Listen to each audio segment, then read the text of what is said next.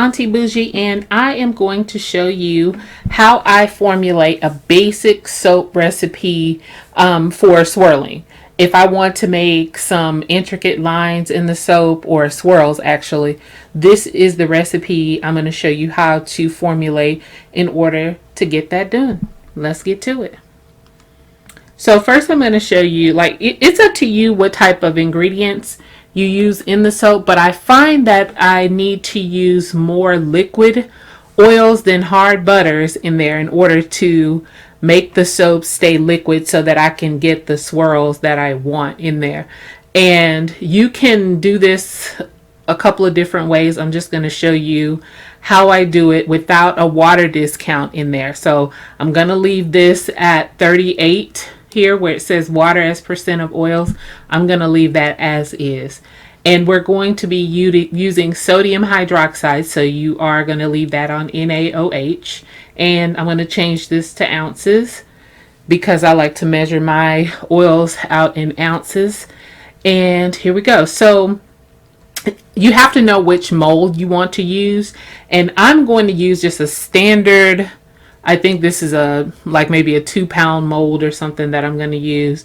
So I find that I can use 35 ounces and that'll give me just enough that I need to fill the mold up to the top. I may have a little bit left over, but that's okay. And then water as a percentage of oils, I'm going to leave that at 38%. Usually it depends on, like, if I'm going to make, let's say, for instance, a charcoal soap or something where I'm not going to add any fragrance oil and it's just going to be charcoal only, I will give myself a steep discount on here. But I'm just going to leave this at 38% because we want this to remain as fluid as possible. Okay. And then for your fragrance oil, make sure you know the percentage of fragrance oil that you can use for that fragrance that you're using. I'm going to leave this at 0.5. Usually I think it's up to like 6% or something. I'm just going to leave it at 0.5. Okay. So now let's get to the oils. So I use standard oils in mine when I'm swirling, and sometimes I'll do this for practice.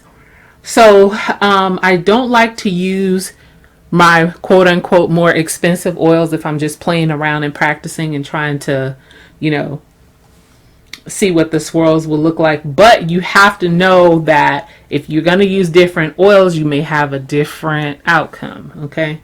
So I'm going to use the standard stuff that I normally use. I use avocado oil. I use castor oil. I use coconut oil 76 degrees. It melts at 76 degrees. I use olive oil pomace. I use rice bran oil.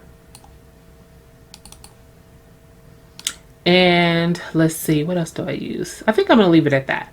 Let me make sure that's, yeah, I'm going to leave it at these oils, right? Because sometimes I use shea butter, but I'm not going to use shea butter in this recipe. So we're going to leave it at just these oils right here.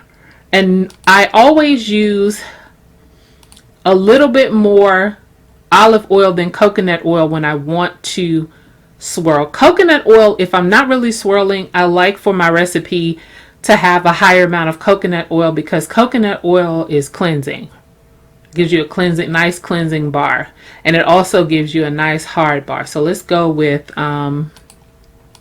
for this one, sometimes I play around with it, and I did not. I'm going to play around with it here. I didn't do this before I got on camera. I'm going to play around with it. So I'm going to go with, let's say, 35% olive oil. I'm going to go with 20% coconut oil.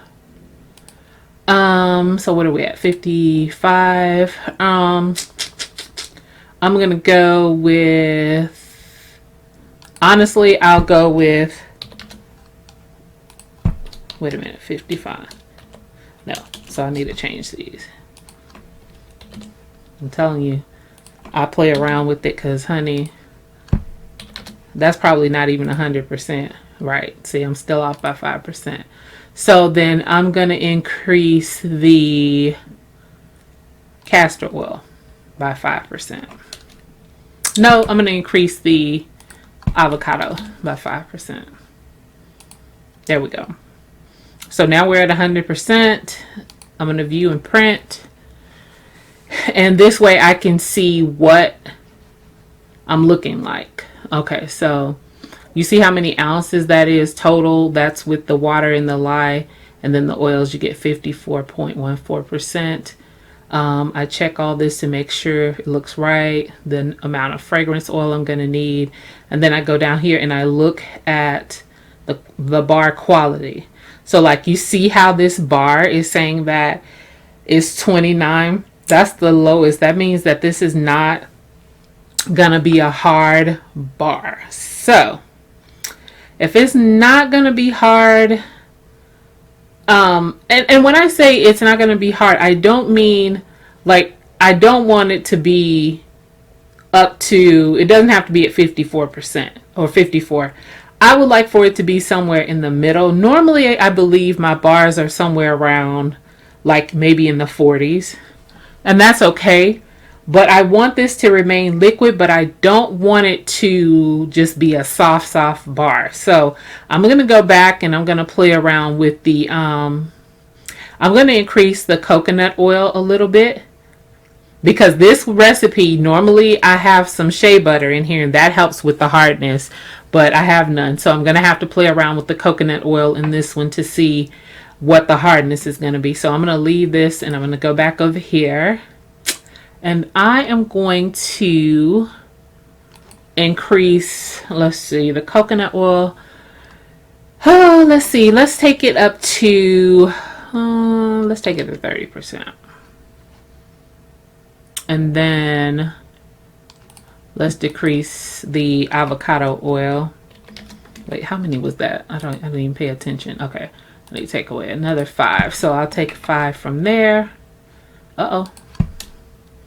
Wait, this was already at 10, right? No, it was at 15. So that'll go back to 10. Okay, there we go.